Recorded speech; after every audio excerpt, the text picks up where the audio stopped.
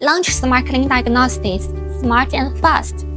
Today, we received a request for help from the owner of a BMW G-Series. After replacing the TCB module, the vehicle reported a control unit device fault and a certificate fault. Without professional diagnostic equipment nearby, the owner couldn't resolve the issue and specifically sought our assistance. This is exactly where Launch SmartLink comes into play.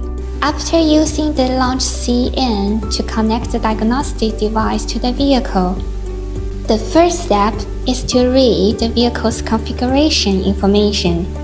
Next, we code the newly replaced TCB module by writing the vehicle configuration information which is reading to the new module.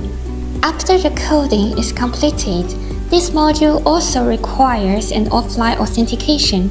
We will read the authentication field and then select offline. Write the calculated authentication field into it. After successful authentication, the entire replacement and matching process is complete.